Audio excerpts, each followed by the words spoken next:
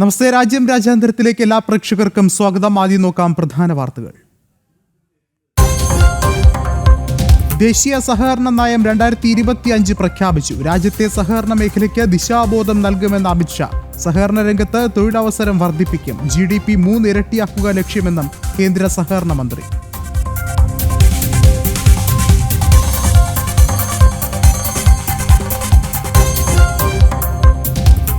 സ്വതന്ത്ര വ്യാപാര കരാറിൽ ഒപ്പുവെച്ച് ഭാരതവും ബ്രിട്ടനും. സാമ്പത്തിക പങ്കാളിത്തം മെച്ചപ്പെടുത്തുന്നതും വികസനവും തൊഴിലവസരങ്ങളും ഉറപ്പാക്കും.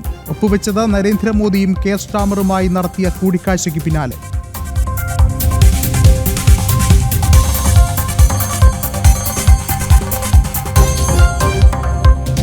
മുംബൈ ട്രെയിൻ സ്ഫോടന കേസിൽ മുംബൈ ഹൈക്കോടതിയെ തിരുത്തി സുപ്രീം കോടതി. 12 പ്രതികളെ വെറുതെ വിട്ട ഹൈക്കോടതി വിധി സ്റ്റേ ചെയ്തു. ഇടപെടൽ മഹാരാഷ്ട്ര സർക്കാരിന്റെ ഹർജിയിൽ.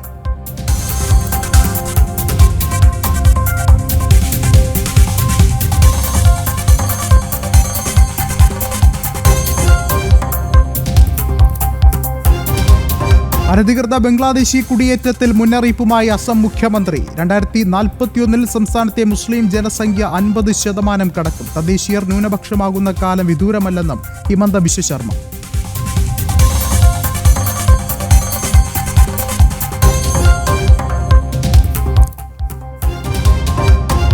ഇസ്രായേൽ ഹമാസ് സംഘർഷത്തിൽ നിലപാടറിയിച്ച് ഭാരതം. വെടിനിർത്തൽ ഉടൻ നടപ്പിലാക്കണം. മുഴുവൻ ബന്ദികളുടെയും മോചനം സാധ്യമാക്കണമെന്നും UN സുരക്ഷാ കൗൺസിലിൽ ആവശ്യം.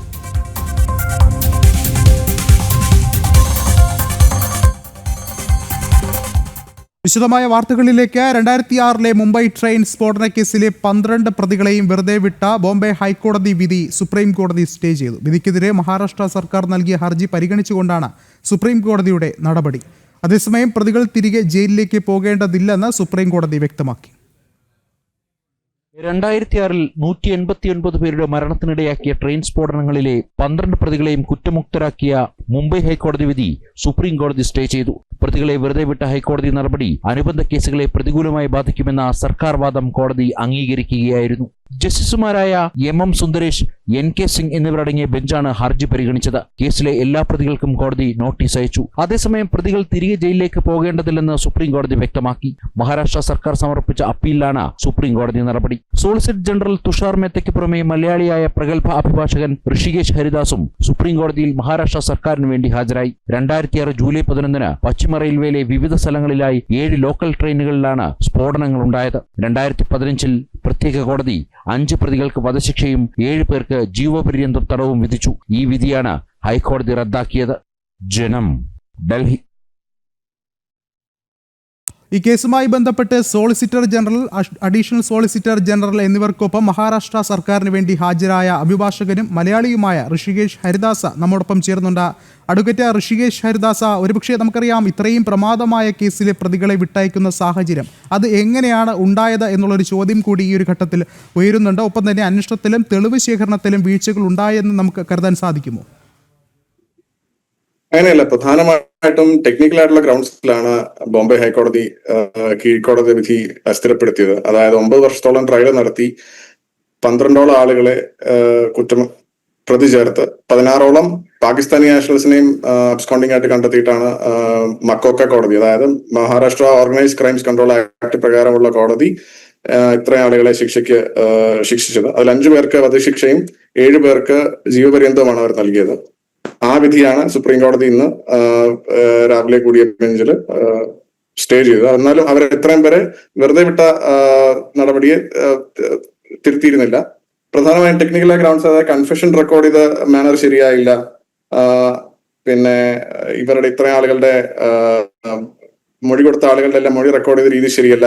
അവരുടെ 313 സ്റ്റേറ്റ്മെന്റിലെ കൊയർഷൻ പറഞ്ഞിട്ടുണ്ട്. അതായത് ഇത്ര ആളുകളെയും പോലീസ് ബലം പ്രയോഗിച്ച് പറയിപ്പിച്ച മൊഴികളാണ് എന്നിങ്ങനെയുള്ള പ്രധാനമായ രീതികളാണ് പോയിന്റ്സ് ആണ് ഹൈക്കോടതി കണ്ടെത്തിയത്. അത് കൂടാണ്ട് ഇതിന് ഉപയോഗിച്ച റിക്കവറി സ്ഫോടനത്തിന് ഉപയോഗിച്ച RDX, സൈക്ലോനൈറ്റ് എന്നീ വസ്തുക്കൾ പ്രോപ്പറായിട്ട് റിക്കവർ ചെയ്തിട്ടില്ല എന്നീ കാര്യങ്ങളും ഹൈക്കോടതി ഫൈൻഡ് ചെയ്യുകയുണ്ടായി. ആ ഫൈൻഡിങ്സ് എല്ലാം തെറ്റാണ് എന്നുള്ള വാദമാണ് മഹാരാഷ്ട്ര പ്രധാനമായിട്ടും ഇന്ന് കോടതിയിൽ ഉന്നയിച്ചത്. അത് പ്രൈമാ ഫേസിയെ ശരിയാണെന്ന് കണ്ടെത്തി ആണ് നോട്ടീസിന് അയച്ചിരിക്കുന്നത്. അഡ്വക്കേറ്റ് ഋഷികേഷ് ഹരിദാസ്, ഒരുപക്ഷെ നമുക്കറിയാം, ഒരുപക്ഷെ ഈ പറയുന്നത് പോലെ ഹൈക്കോടതിയുടെ വിധി അത് ഒരുപക്ഷെ ഒരു നെഗറ്റീവ് ഇമ്പാക്റ്റിലേക്ക് നയിക്കുമോ എന്നുള്ളൊരു കാര്യം കൂടി പരിഗണിച്ചുകൊണ്ടാകുമോ, ആ ഒരു സാഹചര്യത്തിലാകുമോ ഈ ഒരു സ്റ്റേ എന്നുള്ള കാര്യമാണ് ചോദ്യം. തീർച്ചയായും പ്രധാനപ്പെട്ട കാര്യം എന്ന് വെച്ചാൽ സുപ്രീം കോടതി ഇതിനകത്തെ ഒബ്സർവേഷൻസ് എല്ലാം പ്രസിഡന്റായി എടുക്കാൻ പാടില്ല എന്ന് പ്രത്യേകമായിട്ടും ഓർഡറിൽ പാസ്സാക്കിയിട്ടുണ്ട്. അതായത് ഇതിനകത്തെ തെളിവ് ശേഖരിക്കുന്ന രീതി എന്നിവയെല്ലാം തെറ്റാണെന്ന് ഹൈക്കോടതി പറഞ്ഞത് ശരിയല്ല എന്നാണ് പ്രൈമാ ഫേസി സുപ്രീം കോടതി കണ്ടെത്തിയിരിക്കുന്നത്. അതിന്റെ നെഗറ്റീവ് ഇമ്പാക്ട് മറ്റു ട്രയലുകളിലെയും, അതായത് ഇപ്പം ഈ ആക്ട് പ്രകാരം നടക്കുന്ന മറ്റു ട്രയലുകളിലെയും അല്ലെങ്കിൽ നടന്നു വരുന്ന മറ്റു കേസുകളിലും ബാധിക്കരുത് എന്നുള്ള ഉദ്ദേശത്തോടെ തന്നെയാണ് സുപ്രീം കോടതി അങ്ങനെ പ്രസ്താവിച്ചത്. ശ്രീ അഡ്വക്കേറ്റ് ഋഷികേഷ് ഹരിദാസ്, മറ്റൊരു പ്രധാനപ്പെട്ട ചോദ്യം ഇവിടെ ഉണ്ടാകുന്നത് ഈ ഹൈക്കോടതി വിധിയെ അതൊരു കീഴ്വഴക്കം ആകരുത് എന്ന് സുപ്രീം കോടതിയുടെ ഒരു പരാമർശം ഉണ്ടാകുന്നുണ്ട്. ഒരു പക്ഷേ ഈ ഒരു പരാമർശത്തിൻ്റെ പശ്ചാത്തലമെന്ന് നമുക്ക് പരിശോധിക്കുമ്പോൾ നോക്കിക്കാണുക, ഒരു പക്ഷേ ഇതൊരു പരോക്ഷമായ ഒരു തിരുത്തലാണോ ഇത്? അങ്ങനെ കാണാൻ സാധിക്കില്ല. കാര്യം ഇത് നോട്ടീസ് ഇഷ്യൂ ചെയ്തു എന്നതുകൊണ്ട് പൂർണ്ണമായിട്ടും ആ വിധി അസ്ഥിരപ്പെടുത്തിയിട്ടില്ല കോടതി. അതിനകത്ത് സബ്സ്റ്റാൻഷ്യൽ ക്വസ്റ്റൻ ഓഫ് ലോ ഉണ്ടെന്ന് മനസ്സിലാക്കിയിട്ടാണ് സുപ്രീം കോടതി ചെയ്തത്. പ്രൈമാ ഫേസിയെ കോടതിക്ക് മഹാരാഷ്ട്ര സർക്കാർ സമർപ്പിച്ച SLPയിലുള്ള ക്വസ്റ്റൻ ഓഫ് ലോ റേസ് ചെയ്ത പ്രകാരം കഴമ്പുണ്ടെന്ന് മനസ്സിലാക്കിയിട്ടാണ് നോട്ടീസ് ഇഷ്യൂ ചെയ്തത്. അപ്പം ഈ ഹൈക്കോടതി പറഞ്ഞ പ്രകാരമുള്ള ഗൈഡ് ലൈൻസ് മറ്റ് പ്രസിഡന്റായിട്ട് മറ്റ് ജഡ്ജ്മെന്റ്സിൽ ഫോളോ ചെയ്യാൻ പാടില്ല എന്ന് പ്രത്യേകം നിഷ്കർഷിക്കുകയും ചെയ്തിട്ടുണ്ട്. കാര്യം അതിനകത്ത് പല കാര്യങ്ങളും ക്വസ്റ്റനബിൾ ആണ്, ആർഗ്യുമെന്റേറ്റീവ് ആണ് എന്നുള്ളത് കൊണ്ടാണ് അങ്ങനെ ചെയ്തിരിക്കുന്നത്. ഇതിൽ ഏറ്റവും അവസാനമായ ഒരു പ്രധാനപ്പെട്ട ഒരു ചോദ്യം കൂടി ചോദിക്കുകയാണ്. ഒരു പക്ഷേ ഇനിയുള്ള അടുത്ത നടപടി അതിനി ഒരു പുനരന്വേഷണ സാധ്യതയ്ക്കാണോ തെളിയുന്നത് എന്നുള്ളൊരു ചോദ്യം കൂടി ഒരു വശത്ത് നിന്ന് ഉയരുന്നുണ്ട്. പുനരന്വേഷണമില്ല. അതായത് ട്രയൽ കോടതിയുടെ 2000ഓളം വരുന്ന പേജ് ജഡ്ജ്മെന്റിനെ ഓൾറെഡി എവിഡൻസിൽ അപ്രീഷിയേറ്റ് ചെയ്തിരുന്നു. അപ്പം റീ അപ്രീസിയേഷൻ ഉണ്ടാവുന്നതിനപ്പുറത്തേക്ക് പുനരന്വേഷണം ഉണ്ടാവില്ല. ആ എവിഡൻസ് പ്രോപ്പർ ആയിട്ടാണോ ട്രയൽ കോടതി കണ്ടെത്തി ശിക്ഷിച്ചത്, അതിന്റെ ഹൈക്കോടതിയുടെ അപ്രീസിയേഷൻ ശരിയാണോ എന്ന ഭാഗം മാത്രമേ സുപ്രീം കോടതി നോക്കുള്ളൂ. അപ്പം ഇതിനകത്ത് പല ഓഫീസേഴ്സും ഇതിനെ പറ്റിയുടെ മൊറലിനെ ബാധിക്കുന്ന പല കാര്യങ്ങളും ഹൈക്കോടതി പറഞ്ഞിട്ടുണ്ട്. ആ ഒബ്സർവേഷൻസും താൽക്കാലികമായിട്ട് ഇപ്പം സ്റ്റേ ചെയ്തിരിക്കുകയാണ്. അതോടൊപ്പം തന്നെ ഈ പ്രതികൾ ജയിലിലേക്ക് ഉടൻ പോകേണ്ടതില്ല എന്ന് കൂടി സുപ്രീം കോടതി ഒരു പരാമർശം അവസാനമായി മുന്നോട്ട് വെക്കുന്നുണ്ട്. എന്തുകൊണ്ടായിരിക്കാം അത്തരമൊരു പരാമർശം സുപ്രീം കോടതിയുടെ ഭാഗത്തു നിന്നുണ്ടാകുന്നത്? പ്രതികളെല്ലാവരും തന്നെ 18-19 വർഷത്തോളം ജയിൽ ശിക്ഷ അനുഭവിച്ചവരാണ്. അതിൽ 5 പ്രതികൾക്ക് വധശിക്ഷ വിധിച്ചിരുന്നുവെങ്കിലും അപ്പീൽ പെൻഡിങ് ആയതുകൊണ്ട് അത് ശിക്ഷയിലേക്ക് പോയിരുന്നില്ല. അപ്പൊ അതുകൊണ്ട് അവരുടെ പേഴ്സണൽ ലിബർട്ടി മുൻനിർത്തിയായിരിക്കണം സുപ്രീം കോടതി അങ്ങനെ പറയാൻ കാരണം. എന്നിരുന്നാലും ഇതിൽ ഒബ്സർവേഷൻസ് സ്റ്റേ ചെയ്തതിലൂടെ ഇൻവെസ്റ്റിഗേറ്റിംഗ് ഏജൻസിക്കും മഹാരാഷ്ട്ര സർക്കാരിനും അതൊരു അവരുടെ എഫേർട്ടിനുള്ളൊരു അപ്രീസിയേഷൻ കൂടെ ആയിട്ടാണ് പ്രൈമാ ഫേസി ഞാൻ അതിനെ കാണുന്നത്. ഇതിനകത്ത് സർക്കാർ സോളിസിറ്റർ ജനറൽ തുഷാർ മേത്തയും അഡീഷണൽ സോളിസിറ്റർ ജനറൽ രാജ ഠാക്കറെയുമാണ് അപ്പീൽ ചെയ്തിരുന്നത്. വളരെയധികം നന്ദി പ്രതികരിച്ചതിന്. ദേശീയ സഹകരണ നയം 2025 ആഭ്യന്തര സഹകരണ വകുപ്പ് മന്ത്രി അമിത് ഷാ ഡൽഹിയിൽ പ്രഖ്യാപിച്ചു. അടൽ അക്ഷയ് ഊർജ്ജ ഭവനിൽ ചേർന്ന സമ്മേളനത്തിലാണ് പ്രഖ്യാപനമുണ്ടായത്. ദീർഘവീക്ഷണത്തോടെയാണ് പ്രധാനമന്ത്രി നരേന്ദ്രമോദി സഹകരണ മന്ത്രാലയം രൂപീകരിച്ചതെന്ന് അമിത്ഷാ പറഞ്ഞു. എല്ലാവരെയും ഉൾക്കൊള്ളുന്നതാകണം വികസനം. വരുന്ന 25 വർഷം സഹകരണ മേഖലയെ മുന്നോട്ട് നയിക്കുന്നതാണ് പുതിയ നയമെന്നും അമിത്ഷാ ചൂണ്ടിക്കാട്ടി. കൂടുതൽ വിവരങ്ങളുമായി ഐസൺ ജോസ് ചേരുന്നുണ്ട്. ഐസൺ, എന്തായാലും നിർണായകമായ ഒരു പ്രഖ്യാപനം ഇവിടെ ഉണ്ടായിരിക്കുകയാണ്. ഒരുപക്ഷെ ഭാരതത്തിൻ്റെ വികസന മേഖലയെ അല്ലെങ്കിൽ സഹകരണ മേഖലയെ സംബന്ധിച്ചിടത്തോളം വളരെ വലിയ പദ്ധതികളാണ് ഇപ്പോൾ പ്രഖ്യാപിക്കുന്നത്. എന്തായാലും അമിത്ഷായുടെ ആ ഒരു വാക്കുകളിലേക്ക്. कि मोदी जी ने बहुत दूरदर्शिता के साथ सहकारी मंत्रालय की रचना की. उसका उद्देश्य समाज के हर वर्ग को आगे बढ़ाना था, विकास को, डेवलपमेंट को सर्वस्पर्शीय, देश के हर कोने को छूने वाला विकास और सर्वसमावेशी देश के हर वर्ग को समावेश करने वाला विकास करना था. कोई डेवलपमेंट का ऐसा मॉडल सफल नहीं हो सकता जिसमें देश का एक नागरिक इसकी चिंता न हो. तो एक सर्वसमावेशी, सर्वस्पर्शीय विकास का मॉडल बनाने का. കൂടുതൽ വിവരങ്ങളുമായി ഐസൺ ജോസ് ചേർന്നുണ്ട്. ഐസൺ, ഒരുപക്ഷെ ഭാരതത്തിന്റെ സഹകരണ മേഖലയ്ക്ക് വമ്പൻ മാറ്റങ്ങൾ കൊണ്ടുവരുന്ന ഒരു പ്രഖ്യാപനം തന്നെയല്ലേ ഇപ്പോൾ കേന്ദ്ര ആഭ്യന്തരമന്ത്രി ഇപ്പോൾ മുന്നോട്ട് വെച്ചിട്ടുള്ളത്? തീർച്ചയായും വിഷ്ണു, ഏറ്റവും സമഗ്രവും ഏറ്റവും വിശാലവുമായ ഒരു മാറ്റം സഹകരണ രംഗത്ത് സാധ്യമാക്കുക എന്ന ഒരു ലക്ഷ്യം തന്നെയാണ് ആ പുതുക്കിയ സഹകരണ നയത്തിനുള്ളത്. നമുക്കറിയാവുന്നതാണ് 2002 ആദ്യ സഹകരണ നയം പ്രഖ്യാപിച്ചത്. ഇപ്പോൾ 2025 അടുത്ത സഹകരണ നയം വരുന്ന 25 വർഷത്തേക്കാണ് അതിൻ്റെ ഗുണമുണ്ടാവുക എന്നും കൃത്യമായി പറയുന്നുണ്ട് അമിത്ഷാ എന്നതാണ് ഏറെ പ്രാധാന്യത്തോടെ നോക്കിക്കാണേണ്ട വിഷയം. ഇതിൽ പല വിധത്തിലുള്ള പല നിർദ്ദേശങ്ങളും ഉൾപ്പെട്ടിരിക്കുന്നു എന്നതാണ് മറ്റൊരു സുപ്രധാന ഘടകം. പ്രധാനമായും എടുത്തു പറയേണ്ടത് വിവിധ മേഖലകളിലേക്ക് സഹകരണ രംഗത്തെ വ്യാപിപ്പിക്കുക, അതായത് ടൂറിസം രംഗത്തേക്കും അതുപോലെ തന്നെ ഡിജിറ്റൽ രംഗത്തേക്കുമൊക്കെയും അതുപോലെ അനുബന്ധമായ രംഗങ്ങൾ, ടൂറിസം, അതുപോലെ ഈ ടാക്സി സർവീസസ്, അത്തരത്തിലുള്ള രംഗങ്ങളിലേക്കെല്ലാം തന്നെ ഈ സഹകരണ രംഗത്തിൻ്റെ പ്രവർത്തനങ്ങൾ കൂടുതൽ വ്യാപിപ്പിക്കുക എന്നതാണ് ലക്ഷ്യം. കേവലം ഒരു കാർഷിക രംഗത്തോ അല്ലെങ്കിൽ മറ്റ് ഇതര രംഗങ്ങളിലോ പ്രവർത്തിക്കുക എന്നതിനപ്പുറം കുറേ കൂടി കാര്യക്ഷമമായി മറ്റു മേഖലകളിൽ കൂടി ഇൻ്റർവെൻഷൻസ് ഉണ്ടാകുക എന്നതാണ് ഒരു പ്രധാനമായ തത്വം. അതായത് സഹകരണത്തിൻ്റെ മേഖലകൾ വർദ്ധിപ്പിക്കുക എന്നൊരു ലക്ഷ്യമാണ് ഇതിനുള്ളത്.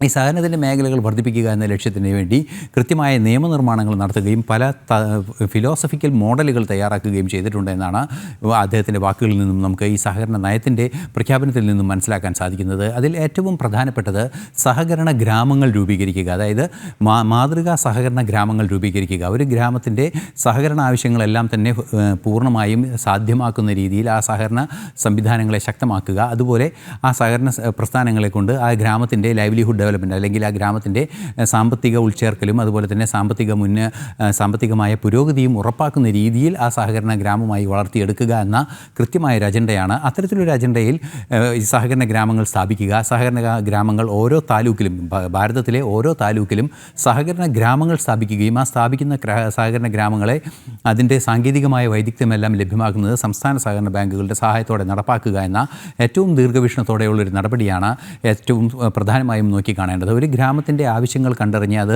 പല പല മേഖലകളിലാകാം, അത് ഇറിഗേഷൻ്റെ മേഖലയിലാകും, വീട് നിർമ്മാണമാകാം, അത്തരത്തിലുള്ള എല്ലാ മേഖലകളിലും ഇടപെടുക.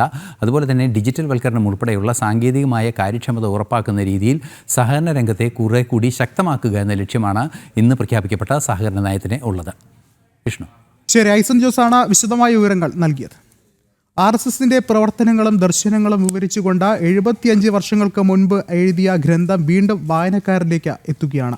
1951 ഫാദർ അന്തോണി ഇലഞ്ഞിമറ്റം എഴുതിയ philosophy and action of the RSS for the Hind Swaraj എന്ന പുസ്തകമാണ് പുനഃപ്രകാശനം ചെയ്ത ഡെറാഡൂണിൽ നടന്ന ചടങ്ങിൽ RSS സർക്കാര്യവാഹ ദത്താത്രേയ ഹൊസബിള, പ്രജ്ഞാപ്രവാഹ ദേശീയ സംയോജക ദേശീയ ജെ നന്ദകുമാർ, മുഖ്യമന്ത്രി പുഷ്കർ സിംഗ് ധാമി തുടങ്ങിയവർ പങ്കെടുത്തു.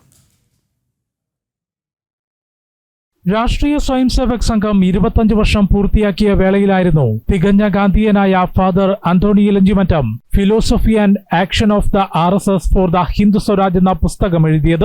1951 വിജയദശമി ദിനത്തിൽ മുംബൈയിൽ നിന്ന് ലക്ഷ്മി പബ്ലിഷേഴ്സ് പ്രസിദ്ധീകരിച്ച ഗ്രന്ഥത്തിൽ അക്കാലത്തെ രാഷ്ട്രീയ സാഹചര്യവും സംഘത്തിന്റെ ദർശനങ്ങളും ഭാവിയിൽ വിവിധ മേഖലകളിൽ പ്രവർത്തന മികവ് തെളിയിക്കുമെന്ന നിരീക്ഷണവും രേഖപ്പെടുത്തിയിട്ടുണ്ട്. കഴിഞ്ഞ കുറെ കാലങ്ങളായി പതിപ്പുകൾ ലഭ്യമല്ലാതിരുന്ന പുസ്തകമാണ് പ്രജ്ഞാപ്രവാഹിന്റെ നേതൃത്വത്തിൽ പുനഃപ്രകാശനം ചെയ്തത്. ആന്റണി ഇലഞ്ഞിമറ്റം എന്ന ആ ഉത്തമ ഗാന്ധി ഭക്തൻ്റെ മനസ്സിൽ ഒരിക്കലും ഉണങ്ങാത്ത മുറിവുകൾ തീർത്ത കാലഘട്ടമാണത്. അദ്ദേഹം സംഘത്തെക്കുറിച്ച് ആഴത്തിൽ പഠനം നടത്തിയിരുന്നു. 1949 മുതൽ ഓർഗനൈസറിൽ തുടർച്ചയായി ഹിന്ദുത്വത്തെക്കുറിച്ച്, രാഷ്ട്രത്തെക്കുറിച്ച്, ധർമ്മത്തെക്കുറിച്ച്, സംസ്കാരത്തെക്കുറിച്ചൊക്കെയുള്ള ലേഖനങ്ങൾ എഴുതിയിരുന്നു. സംഘത്തെക്കുറിച്ചുള്ള അദ്ദേഹത്തിൻ്റെ പഠനങ്ങൾ ഡോക്ടർജി മുതൽ ഇങ്ങോട്ടുള്ള എല്ലാ സംഘ പ്രവർത്തകരുടെയും ചിന്തകന്മാരുടെയും എഴുത്തോ പ്രസംഗമോ ഒക്കെ പഠനം നടത്തിയതിന് ശേഷം അദ്ദേഹം എത്തിച്ചേർന്നൊരു നിഗമനം, ഗാന്ധി വിഭാവനം ചെയ്ത ഹിന്ദു സ്വരാജ് സാക്ഷാത്കരിക്കാൻ RSSന് മാത്രമേ ശക്തിയുള്ളൂ. അതുകൊണ്ടാണ് അദ്ദേഹം ആ ടൈറ്റിൽ തന്നെ philosophy and action of RSS for Hindu Swaraj എന്ന് അദ്ദേഹം താത്വികമായും പ്രയോഗതലത്തിലും RSSനെ അതിന് കഴിയുള്ളൂ എന്ന് പറയുകയാണ്. ഡെറാഡൂണിൽ നടന്ന ചടങ്ങിൽ ഉത്തരാഖണ്ഡ് മുഖ്യമന്ത്രി പുഷ്കർ സിംഗ് ധാമി മുഖ്യാതിഥിയായി.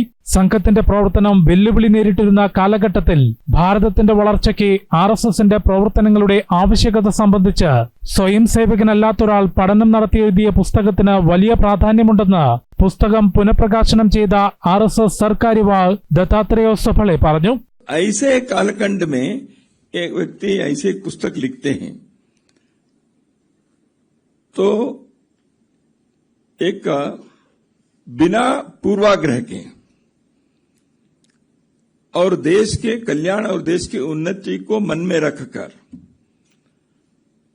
भारतीय चिति में इस देश के संस्कृति के सुगंध में न केवल विश्वास रखने वाले, उससे प्रेरणा लेने वाले एक विदेश में उद्धव पंथ के अनुयायी ऐसे एक पुस्तक लिखते हैं। इसलिए उनके जो आर्गुमेंट्स है इसमें, जिसके बारे में थोड़ा सा नंद कुमार जी ने उल्लेख किया, वह उस बैकग्राउंड से, उस फ्रेमवर्क पे हमको देखना चाहिए। ജെ നന്ദകുമാർ, ഓർഗനൈസർ, മുൻ chief news coordinator Ganesh Radhakrishnan എന്നിവർ എഴുതിയ ആമുഖവും ഓർഗനൈസറിൽ മുൻപ് വന്ന ലേഖനവും ഉൾപ്പെടുത്തിയാണ് പുസ്തകം പുനഃപ്രകാശനം ചെയ്തത്. ജനം, ഡൽഹി. SNDP യോഗം ഡൽഹി യൂണിയൻ രോഹിണിയിലുള്ള ശ്രീനാരായണ ഗുരുദേവ ക്ഷേത്ര പരിസരത്ത് കർക്കിടക വാവുബലി പിതൃതർപ്പണ ചടങ്ങ് സംഘടിപ്പിച്ചു. ക്ഷേത്ര മേൽശാന്തി അഖിൽ സ്വാമികളുടെ കാർമ്മികത്വത്തിലായിരുന്നു ചടങ്ങുകൾ. ഡൽഹിയുടെ വിവിധ മേഖലകളിൽ നിന്നും നിരവധി ഭക്തർ പിതൃതർപ്പണത്തിനായി എത്തി. SNDP യോഗം Delhi union secretary Omanakuttan, vice president CD Sunilkumar, യോഗം director board member MK Anilkumar, union councillor KP Prakash, Yashodharan, Rohini ശാഖ സെക്രട്ടറി രജപുത്രൻ എന്നിവർ ചടങ്ങുകൾക്ക് നേതൃത്വം നൽകി.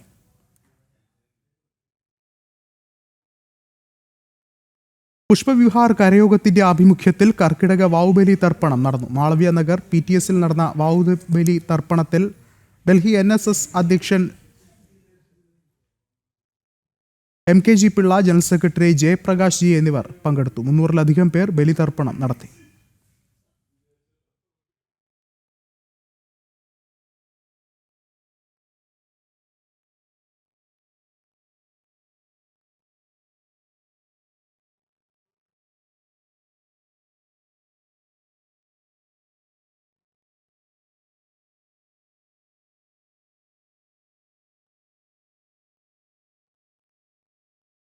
വിദ്യാഭ്യാസത്തിലൂടെ വികസിത ഭാരതമെന്ന മുദ്രാവാക്യവുമായുള്ള ദേശീയ വിദ്യാഭ്യാസ സമ്മേളനത്തിന് നാളെ തുടക്കമാകും.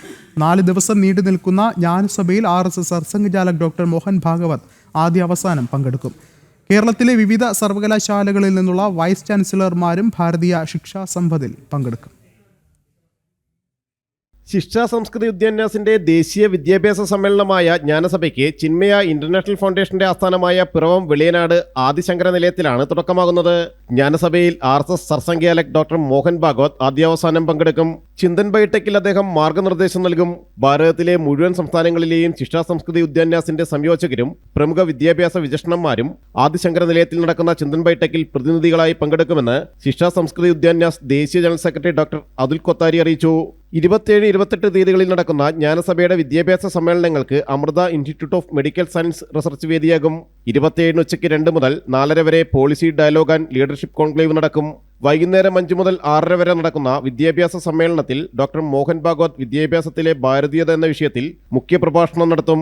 കേരള ഗവർണർ രാജേന്ദ്ര വിശ്വനാഥ് അർലേക്കർ പങ്കെടുക്കും. 1000 അധ്യാപകർ സമ്മേളനത്തിൽ പങ്കാളികളാകുമെന്നും ഡോക്ടർ അതുൽ കൊത്താരി അറിയിച്ചു. और जो बिग इंस्टीट्यूशन देश के हैं, वो प्राइवेट हो, गवर्नमेंट के हो, उनका रोल क्या है? सिर्फ अपने इंस्टीट्यूशन में, अपनी यूनिवर्सिटी में इम्प्लीमेंट करना इतना नहीं है. उनको लीडरशिप करना है, लीड लेना है कि उनके स्पेसिफिक एरिया 3, 4, 5, 6 डिस्ट्रिक्ट, उस डिस्ट्रिक्ट में एजुकेशन के इम्प्रूवमेंट के लिए, पॉलिसी के इम्प्लीमेंट के लिए लीड करना है उनको. इस प्रकार का मैसेज यहाँ से जाना चाहिए देश पर. इसका भी हम प्लानिंग इसमें करेंगे. ജൂലൈ 28-ന് വിദ്യാഭ്യാസത്തിലൂടെ വികസിത ഭാരതം എന്ന വിഷയത്തിൽ നടക്കുന്ന ഭാരതീയ ശിക്ഷാ സംവാദിൽ 200ഓളം സർവകലാശാലകളുടെ വൈസ് ചാൻസലർമാർ പങ്കെടുക്കും. കേരളത്തിലെ സർവകലാശാലകളിലെ വൈസ് ചാൻസലർമാരും പങ്കെടുക്കും. ജ്ഞാനസഭ പ്രധാനമായും ഊന്നൽ നൽകുന്നത് ഭാരതീയ ജ്ഞാനപരമ്പര, ഭാരതീയ ഭാഷകൾ, ഭാരതീയ ഗണിതം തുടങ്ങിയ വിഷയങ്ങളിലാണെന്ന് ശിക്ഷാ സംസ്കൃതി ഉദ്യാന്യാസിന്റെ ദേശീയ സംയോജകൻ A. വിനോദ് അറിയിച്ചു. ശിക്ഷാ സംസ്കൃതി ഉദ്യാന്യാസ് ദേശീയ പ്രചാർ പ്രസാർ പ്രമുഖ് അദർവ് ശർമ്മ, വിദ്യാഭ്യാസ വികാസ കേന്ദ്രം സംസ്ഥാന അധ്യക്ഷൻ ഡോക്ടർ NC ഇന്ദുചൂഡൻ, മറ്റു ഭാരവാഹികളായ ജഗദീഷ് ജി നമ്പ്യാർ, KG ശ്രീകുമാർ എന്നിവർ പങ്കെടുത്തു. ജനം, കൊച്ചി.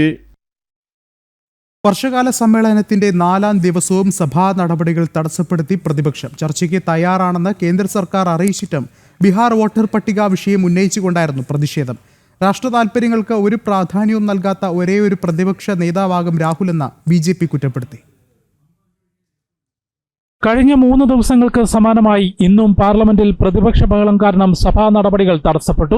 ലോക്സഭ ആരംഭിച്ച മിനിറ്റുകൾക്കുള്ളിൽ കോൺഗ്രസും സമാജ്വാദി പാർട്ടി അംഗങ്ങളും ഉൾപ്പെടെയുള്ള പ്രതിപക്ഷം സ്പീക്കറുടെ ചെയറിനടുത്തെത്തി മുദ്രാവാക്യം വിളിച്ചു. സ്പീക്കർ നിരവധി തവണ ആവശ്യപ്പെട്ടിട്ടും പ്രതിഷേധം അവസാനിപ്പിക്കാത്തതോടെ സഭാ നടപടികൾ നിർത്തിവെച്ചു.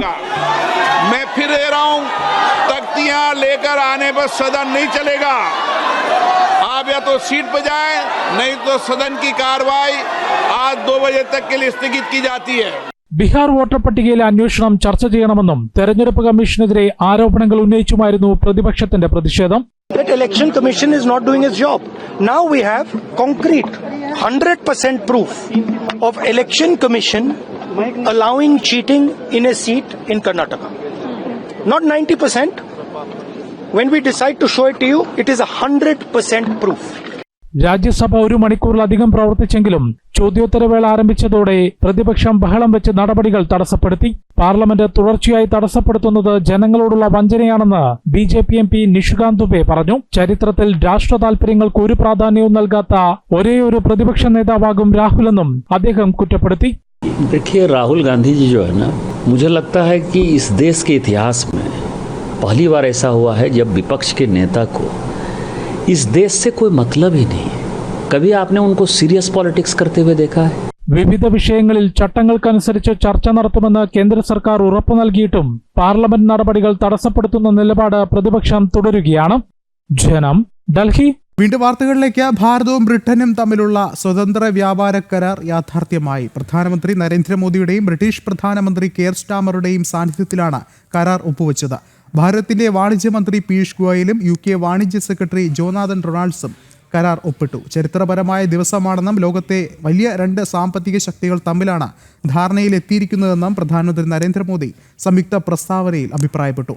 ഭാരതത്തിന് ആധുനിക സാങ്കേതിക വിദ്യ ലഭ്യമാക്കുമെന്ന് ബ്രിട്ടീഷ് പ്രധാനമന്ത്രി കെയർ സ്റ്റാമറും അറിയിച്ചു. हमारे संबंधों में एक ऐतिहासिक दिवस है. मुझे प्रसन्नता है कि कई वर्षों की मेहनत के बाद आज दोनों देशों के बीच comprehensive economic and trade agreement संपन्न हुआ है.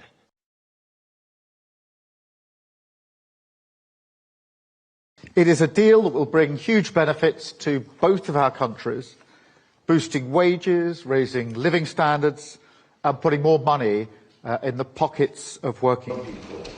It is good for jobs, it is good for business, cutting tariffs and making trade cheaper. ജനം സൗഹൃദവേദി ഡൽഹി യൂണിറ്റിന്റെ രൂപീകരണവും രാജ്യസഭാ MP C സദാനന്ദൻ മാസ്റ്റർക്ക് സ്വീകരണവും ഏകുകയാണ്. തത്സമയ ദൃശ്യങ്ങളിലേക്ക്.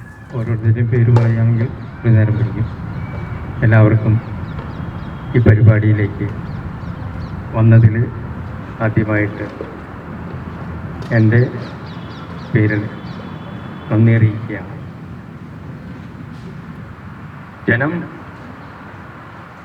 ജനങ്ങളിലേക്ക് എത്തിക്കൊണ്ടിരിക്കുകയാണ്.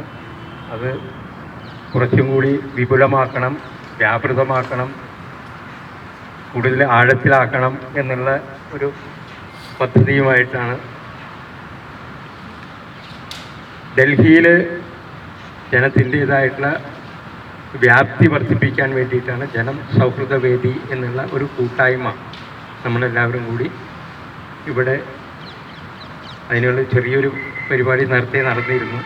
അതിന് ഒരു കൃത്യമായിട്ടൊരു സംഘടന രൂപീകരണം കൊടുക്കണം എന്നുള്ള ഉദ്ദേശത്തോടു കൂടിയിട്ടാണ് ഒരു കാര്യമായിട്ട് ഇന്ന് കൂടിയിരിക്കുന്നത്. അതുകൂടാതെ മുഖ്യമായിട്ട് നമുക്കെല്ലാവർക്കും പ്രിയങ്കരനും അതുപോലെ നമ്മുടെ പ്രസ്ഥാനത്തിൻ്റെ കേരളത്തിനെ സംബന്ധിച്ചിടത്തോളം ഈ പേര്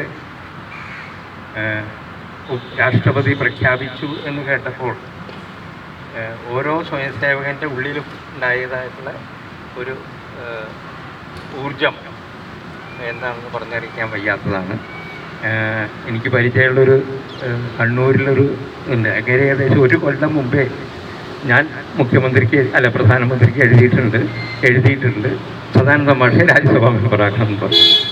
അത് ഇടയ്ക്കിടയ്ക്ക് വിളിച്ച് പറയും. അങ്ങനെ ഇടയ്ക്കിടയ്ക്ക് പ്രധാനമന്ത്രിക്ക് ഓരോന്ന് കുറച്ച് ഹിന്ദിയൊക്കെ അറിയാവുന്നതാണ്.